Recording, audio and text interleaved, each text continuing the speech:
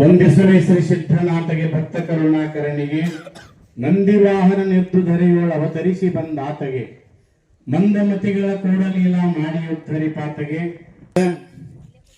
ಗ್ರಾಮ ದೇವತೆ ಬಸವೇಶ್ವರ ಪಾದಾರ ಬಿಂದಗಳಲ್ಲಿ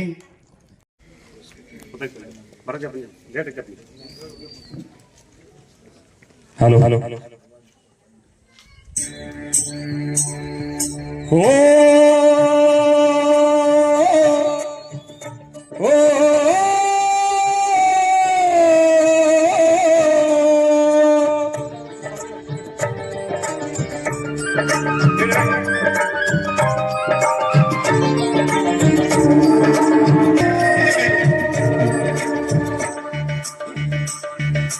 ನೇಗಿಲ ಹಿರಿದ ಹೊಲಗಳು ಹಾಡದ ಉಳುವ ಯೋಗಿಯ ನೋಡಲ್ಲಿ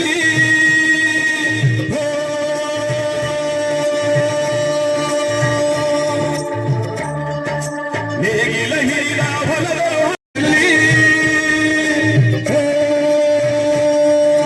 ಫಲವನ್ನು ಬಯಸದ ಸೇವೆಯ ಪೂಜೆಯು ಧರ್ಮವೈರ ಪರ ಸಾಧನವೋ ಕಷ್ಟಗಳನ್ನವ ದುಡಿಬಲಿತಾಗಿ ಸೃಷ್ಟಿ ನಿಯಮದೊಳಗವನೇ ಹೋಗಿ ಉಳುವಾಯೋ ನೋಡಲಿ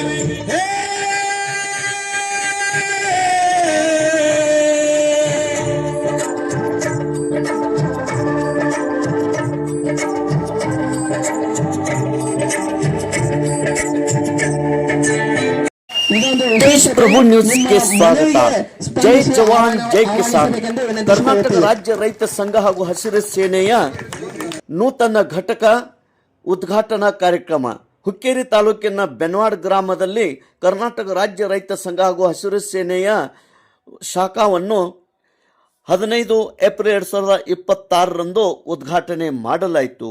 ಈ ಉದ್ಘಾಟನದ ದಿವ್ಯ ಸಾನ್ನಿಧ್ಯವನ್ನು ಪರಮಪೂಜ್ಯ ಶ್ರೀ ಶಶಿಕಾಂತ್ ಪಡಸಲಗಿ ಗುರುಜಿಗಳು, ಕರ್ನಾಟಕ ರಾಜ್ಯ ರೈತ ಸಂಘ ಹಾಗೂ ಹಸಿರು ಸೇನೆಯ ರಾಜ್ಯ ಗೌರವ ರಾಜ್ಯಾಧ್ಯಕ್ಷರು ಇವರು ವಹಿಸಿದ್ದರು.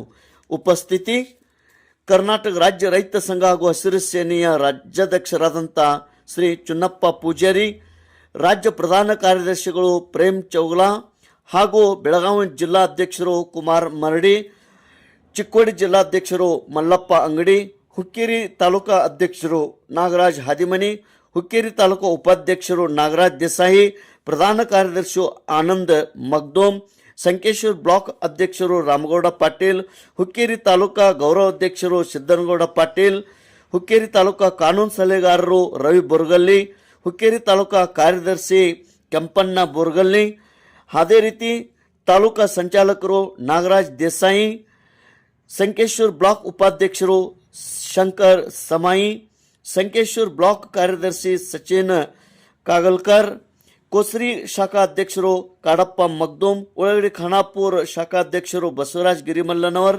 ನೇರ್ಲಿ ಶಾಖಾಧ್ಯಕ್ಷರು ಪ್ರವೀಣ್ ಪಾಟೀಲ್, ಹೆಬ್ಬಾಳ ಶಾಖಾಧ್ಯಕ್ಷರು ರಾವಸಾಹೇಬ್ ಪಾಟೀಲ್, ಚಿಕಾಲ್ಗುಡ್ ಶಾಖಾ ಅಧ್ಯಕ್ಷರು ಕಲ್ಲಪ್ಪ ಮರಡಿ, ಗೋಟೂರ್ ಶಾಖಾ ಅಧ್ಯಕ್ಷರು ಶಂಕರ್ ಕಮಟೋಳಿ, ಅದೇ ರೀತಿ ಆಲೂರು ಕೆಎಂ ಶಾಖಾಧ್ಯಕ್ಷರು ಲಗ್ಮಣ್ಣನ, ಮಸರಗುಪ್ಪಿ ಶಾಖಾಧ್ಯಕ್ಷರು ಸಾತಗೌಡ ಪಾಟೀಲ್, ಶಾಖಾ ಅಧ್ಯಕ್ಷರು ಸದಾಶಿವ ಕುಂಡಗಿ, ಅದೇ ರೀತಿ ಬೆನ್ವಾಡ್ ಗ್ರಾಮದ ಕರ್ನಾಟಕ ರಾಜ್ಯ ರೈತ ಸಂಘ ಹಾಗೂ ಹಸಿರು ಸೇನೆಯ ನೂತನ ಘಟಕದ ಅಧ್ಯಕ್ಷರು, ಉಪಾಧ್ಯಕ್ಷರು, ಕಾರ್ಯದರ್ಶಿಗಳು, ಪ್ರಧಾನ ಕಾರ್ಯದರ್ಶಿಗಳು, ಖಜಾಂಚಿ ಹಾಗೂ ಸದಸ್ಯರು, ಪದಾಧಿಕಾರಿಗಳು, ಮಹಿಳಾ ಘಟಕದ ಪದಾಧಿಕಾರಿಗಳು, ಗ್ರಾಮಸ್ಥರು, ರೈತ ಬಾಂಧವರು, ಅಭಿಮಾನಿಗಳು ಹೆಚ್ಚಿನ ಸಂಖ್ಯೆಯಲ್ಲಿ ಈ ಕಾರ್ಯಕ್ರಮದಲ್ಲಿ ಪಾಲ್ಗೊಂಡಿದ್ದರು. ದೇಶ್ ಪ್ರಭು ನ್ಯೂಸ್ ಬೆನವಾಡ.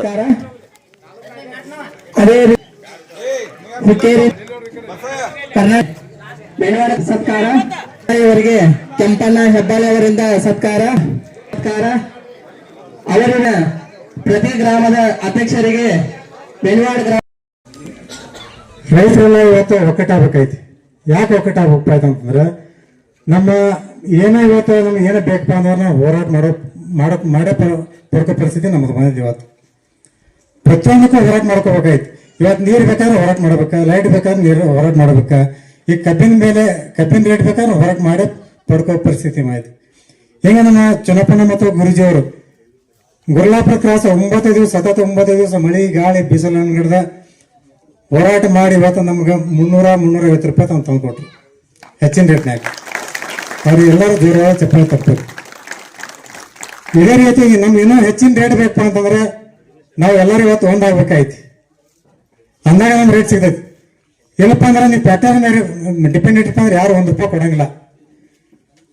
ಇದೇ ಕಮಿಷನರ್ ಆಫೀಸ್ ಮುಂದೆ ಇವತ್ತು ನಾವು ಮೀಟಿಂಗ್ ಕರೆದಾಗ 50 ರೂಪಾಯಿ ಕೊಡ್ತಾರೆ ಅಂತಂದ್ರೆ ಪ್ರತಿ ಟನ್ 50 ರೂಪಾಯಿ ಕೊಡ್ತಾರೆ. ನಮ್ಮ ಅದಕ್ಕೆ ನಮ್ಮ ರಾಜ್ಯದ ಟೀಮ್ದವ್ರು ಯಾರು ಒಪ್ಪಲಿಲ್ಲ, ಚಿನ್ನಪ್ಪನಲ್ಲಿ ಗುರುಗಳಲ್ಲಿ ಒಪ್ಪಲಿಲ್ಲ. ನಮಗೆ 3,500 ರೂಪಾಯಿ ನಾವು ಕೊಡಲೇಬೇಕಂತ ಇವತ್ತು ನಾವು ಹೋರಾಟ ಮಾಡ್ಕೊಂಡ್ ಬಂದ್ರು. ಅವ್ರು ಕೊಡಲಿಲ್ಲ. ಲಾಸ್ಟ್ಗೆ 3,300 ರೂಪಾಯಿ ಬಂದ್ರು. ಆದ್ರೆ ಮುಂದಿನ ದಿನಮಾನದಾಗ 5,500 ರೂಪಾಯಿ ಕೊಡಲೇಬೇಕಂತ ನಮ್ಮ ಚಿನ್ನಪ್ಪಣ್ಣ ಮತ್ತು ಗುರುಜಿಯವರು ಒಬ್ಬರ ಕಾರ್ಖಾನೆ ಮಾಲೀಕ ಬಂದ ಒಂದ್ 5 ರೂಪಾಯಿಪ್ಪ ನಾ ಹೆಚ್ಚು ಕೊಡ್ತೇನೆ ಅಂತೇಳಿ ಒಬ್ಬ ಕೂಡ ಮಾತಾಡ್ಲಿಲ್ಲ. ಇದನ್ನ ಗತ ದಿನ ಮಾತಾಡ 100 ಸಲ ಮೀಟಿಂಗ್ ಮಾಡ್ರವ್ರ, 1 ರೂಪಾಯಿ ಘೋಷಣೆ ಮಾಡ್ಲಿಲ್ಲ. ಏನಂದ್ರೆ ಗೊತ್ತೇನ ಅವ್ರ, ರಾಜಕಾರಣ ಬೇರೆ, ಇದ ಬಿಸಿನೆಸ್ ಐತಿ, ಇದ್ರೊಳಗೆ ಒಬ್ಬ ಹೇರಾಪೇರ ಮಾಡಂಗಿಲ್ಲ ಹೊಂದಾಣಿಕೆ ಆದ್ರ ಒಂದು ಜೀವನ ಹಾಳು ಮಾಡ್ಕೊಂಡ ಊರಿಗೂ 10 ರೂಪಾಯಿ ಲಾಭ ಇಲ್ಲ, ನಿಮಗೂ ಇಲ್ಲ, ಯಾವಕ್ಕೂ ಕಲ್ಯಾಣ ಇಲ್ಲ. ನಾವ ಅವ್ರ ಹೆಂಗ ಬಿಸಿನೆಸ್ ಅಂದ್ರೆ ಕಾರ್ಖಾನೆ ಅಷ್ಟೇ ಇಲ್ಲ, ಅವ್ರ MLA-ಗಳದಾರ, 100 ಪಂಪ್ಗಳದಾವ, ಎಣ್ಣೆ ಪಂಪ್ಗಳದಾವ, ಎಲ್ಲಾ ಸ್ಕೂಲ್ಗಳು ಅವರು ಅದಾವ, ಬಿಸ್ನೆಸ್ ಎಲ್ಲ ಅವರು ಅದಾವ.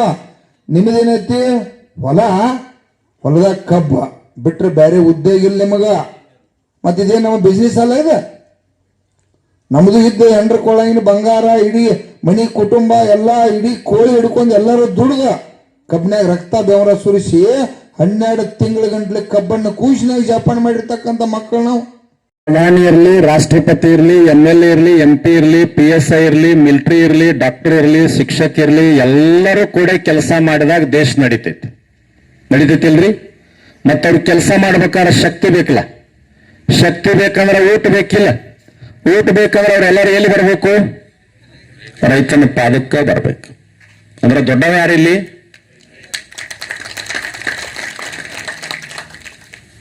ಒಂದು ತುತ್ತು ಅನ್ನವನ್ನ ಬಾಯೊಳಗೆ ಹಾಕುವಾಗ ನಾವು ನೀವೆಲ್ಲ ಏನು ಬೇಡಬೇಕು ಸಿದ್ದಾರೂಢರಿಗೆ ಅಂತಂದ್ರ, ಯಾವ ರೈತ ಬೆವರು ಸುರಿಸಿ ತನ್ನ ಭೂಮಿ ಒಳಗ ಅನ್ನವನ್ನ ದುಡಿದು ಅವನ ಭೂಮಿಯಾಗಿಂದ ನನ್ನ ತಟ್ಟಿ ಒಳಗ ಚಪಾತಿ ಅನ್ನ ರೊಟ್ಟಿಯಾಗಿ ಬಂದೈತಲ್ಲ, ಆ ತುತ್ತು ಬಾಯಾಗ ಹಾಕಾಗ ಸಿದ್ದಾರೂಢರಿಗೆ ಏನು ಬೇಡಬೇಕಾಗ್ಯದಂದ್ರ ಆ ರೈತನ ಮನೆತನ, ಹೆಂಡತಿ ಮಕ್ಕಳು, ಬಂಧು ಬಳಗ, ಅಕ್ಕ ತಂಗಿ, ಅಣ್ಣ ತಮ್ಮ ಎಂದೂ ಕೂಡ ಸಾಲದೊಳಗ ಬಡತನದ ನರಳುವಂಗ ಆಗದೆ ಇರ್ಲಿಪ್ಪ ಅಂತೇಳಿ ಬೇಡ್ಕೊಂಡು ತುತ್ತು ಹಾಕಬೇಕಾಗ್ಯದ. ಸಂಘಕ್ಕೆ, ಹಸಿರು ಸೇನೆಗೆ, ಬೆನ್ನಿವಾಡು ರೈತರಿಗೆ, ಬೆನ್ನಿವಾಡು ರೈತ ತಾಯಂದಿರಿಗೆ, ಬೆನ್ನಿವಾಡು ರೈತ ಮಕ್ಕಳಿಗೆ ಜೈ ಜವಾನ್, ಜೈ ಜವಾನ್, ಜೈ ಜವಾನ್. ಎಲ್ಲರಿಗೂ ನಮಸ್ಕಾರ. ಎಲ್ಲರಿಗೂ ಸಿದ್ದಾರೂಢ ಮಠದಲ್ಲಿ